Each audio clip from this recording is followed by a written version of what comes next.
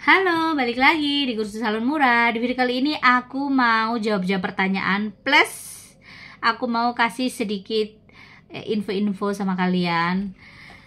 Siapa tahu kalian butuh pemikiran seperti yang aku sedang pikirkan ini ya. Jadi ada pertanyaan kayak gini sama aku, Kak, efektif nggak sih kita alokasikan uang salon ataupun keuntungan salon kita ini untuk membuka cabang yang baru? Kalian tonton video ini sampai habis.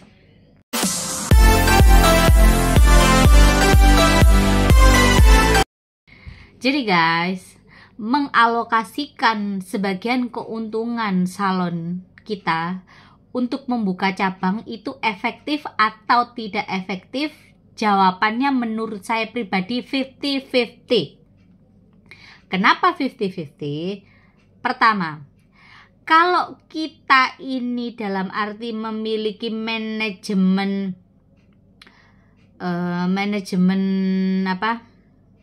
sumber daya manusia kita ini benar, efektif. Tapi kalau SDM kita kurang, tidak jadi efektif, malah yang bikin kamu puyeng, bangkrut. Kita bahas satu-satu. Yang pertama, kalau manajemen manusia kamu ini benar, dalam arti pegawai kamu ini benar SDM-nya, ya kamu akan jaya.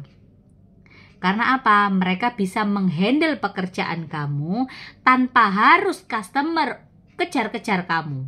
Jadi customer tidak ketergantungan dengan dirimu. Tapi dengan misalkan satu salon A ini dipegang sama pegawai kamu, dia kecenderungan di sini tidak harus yang harus ada kamu. Ini kemungkinan besar bisa naik, ya. Kalau dalam naik ini tidak ada yang namanya drama-drama. Drama seperti apa, Kak? Contohnya, di pertengahan jalan tiba-tiba ada pemodal besar nyalon ke tempat kamu. Pegawai kamu direkrut. Kamu yang sudah ada di salon di sini sudah jalan nih, sama-sama sudah jalan sebenarnya. Tapi di sini sedang ada problem kesetiaan, keloyalan. Kalau pegawaimu yang ada di sini ini mau menerima, ya kamu akan kalang kabut di sini, salon sini. Bingung, belum dapat gantinya yang pas. Sedangkan kalau orang sudah dijanjikan macam-macam dengan orang yang pemodal lebih besar daripada kita, menclok. Disitulah pikiran stres kamu diuji.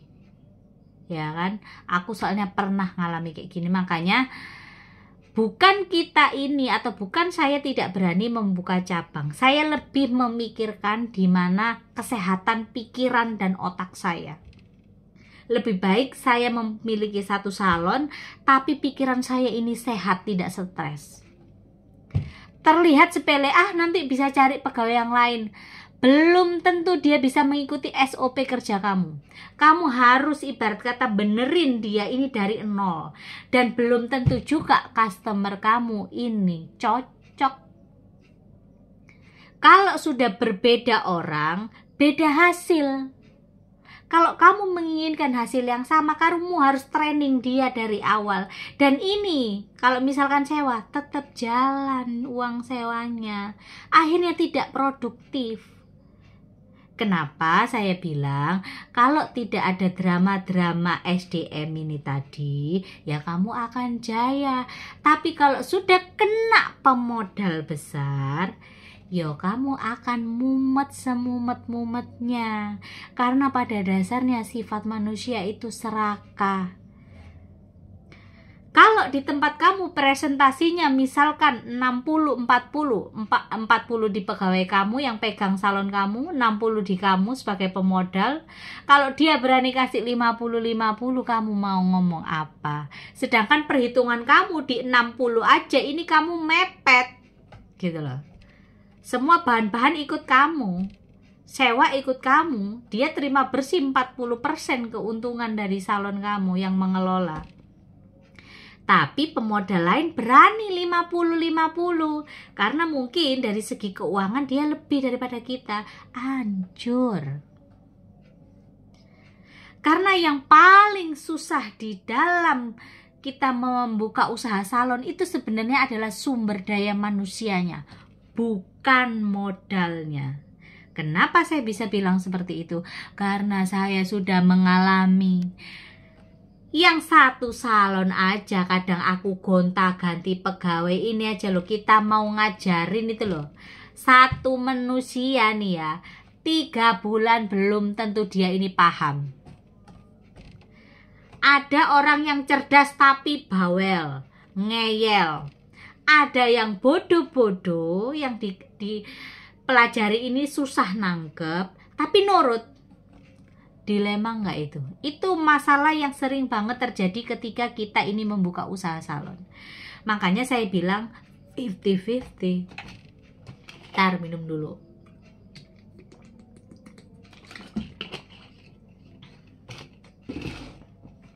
Sukses apabila kamu mendapatkan partner yang cocok.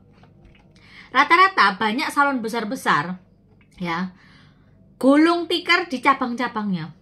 Karena apa? Sudah tertarik diambil sama pemodal-pemodal besar. Apakah kita bisa marah? Nggak bisa marah. Kalau pegawai kamu sudah bilang nggak mau kerja sama kamu, ya sudah, putus di situ aja. Udah, akhirnya bentrok. Makanya banyak nih ex salon ini dia kadang berdiri sendiri, kadang dimodalin orang, kayak gitu-gitu banyak.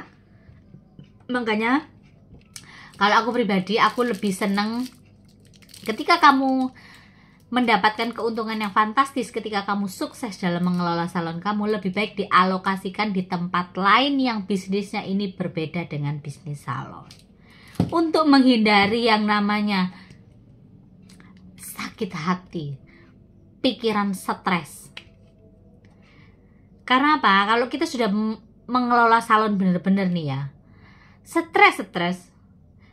Nanti kita harus bayar tagihan, nanti bayar pegawai, belum lagi ini ada masalah ini, ini bayar sewa, katakanlah kalau sewa, katakanlah kalau tidak sewa, ini harus perbaikan ini perbaikan ini.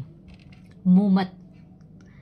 Kita nerima uangnya itu enak, mengelolanya ini butuh skill. Bener-bener. Yang namanya ilmu keuangan ini kita harus punya, meskipun kita tidak pernah kuliah manajemen ataupun kuliah di fakultas ekonomi. Harus pintar. Ya, jadi ketika kalau kalian ini pengen buka usaha salon, terus pengen buka cabang, lebih baik dipikir-pikir lagi. Karena aku juga sudah pernah ngalami hal seperti itu, dan itu menyita pikiran kita. Pikiran yang harusnya itu pikiran yang sehat, itu kita kayak orang nggak waras, tahu nggak? Nggak warasnya dalam arti kita bukan gila, tapi kita tuh diem, tapi pikiran kita ini jalan gitu loh. Jalan yang kadang tidak tahu titik temunya. Belum lagi kalau kamu ganti orang, terus kalau kamu nggak tahu karakternya dia, terus dia suka nyuri, matilah sudah kamu. Dibohongin. Obat yang harusnya ini satu obat 1 kilo bisa jadi entah itu 7-8 orang, itu cuma jadi 3 orang, yang 5 kemana? Nah, hal seperti ini tuh sering terjadi di lapangan. Makanya kalau kita punya modal besar, jangan asal kita ini buka cabang. Eman-eman duitmu, lebih baik kamu beliin cilok buat mandi. Udah jelas kamu makan, tidak dimakan orang lain. Kalau aku pribadi seperti itu kalau untuk sekarang. Makanya lebih baik kita mengelola satu, tapi ini salon sehat, bukan salon tidak sehat. Ya, banyak banget salon-salon besar yang sudah pada gulung tikar, yang manajemennya akhirnya amburadul, akhirnya berpengaruh dengan hasil kerjanya. Karena apa? Terkadang misalkan salon brand A ini amat terkenal, kok tiba-tiba kok sekarang banyak ditinggalin orang ya? Kenapa ya? Karena itu tadi, gonta-ganti manusia itu tadi loh. Sedangkan kalau kita sudah urgent banget, kita itu nggak mungkin training pegawai loh. asal bisa jatuhnya, bukan lagi melulu SOP kita, asal bisa. Soalnya apa, operasional di situ tetap jalan, bisa nggak bisa harus jalan, nggak mungkin ini pegawai harus di training lagi, ya kan. Kadang yang ngelamar di tempat kamu juga belum tentu dia profesional, kadang hanya sekedar bisa tapi ngaku-ngaku bisa, padahal bekas kerja di salon lain sebulan 2 bulan, ngakunya bertahun-tahun. Nah, mulutnya orang itu kadang kita nggak bisa percaya 100% loh. Makanya kita itu harus saring bener-bener, ya. Kadang yang disekolahkan sama salonnya aja ya, itu kadang masih bisa meleset loh, masih bisa nggak tepat janji loh.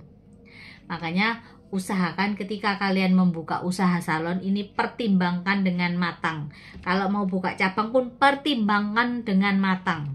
Daripada uangmu habis untuk peralatan, habis untuk orang yang nggak jelas, ibarat kata pegawai kamu yang kamu pasrahin atau kamu ajak kerja sama, itu lebih baik uangnya kamu pakai untuk seneng-seneng, pergi ke luar negeri, jalan-jalan, nikmati hidupmu, nikmati hasil kerja kamu. Itu kalau saya, ya. Jadi pemikiran seperti ini terkadang itu kita nggak bisa mikir sendiri. Kita butuh yang namanya sharing dengan orang lain. Siapa tahu sharing dengan orang yang modelnya seperti aku ini, sedikit banyak ini bisa masuk di pikiran kamu. Karena aku tipikal orang yang segala sesuatu saya pikir dulu ke depan. Sekarang tahun 2024. Terkadang nanti 2025, 2026 sudah saya pikir dari sekarang. Itu kalau saya. Jadi ya hanya sekedar intermezzo, penting nggak penting hal-hal seperti ini itu kadang penting untuk kita resapi, untuk kita pikirkan, untuk kita timbang-timbang supaya next kedepannya kita terhindar dari yang namanya penyakit stres. Oke, terima kasih buat kalian yang udah nonton video ini. Bye.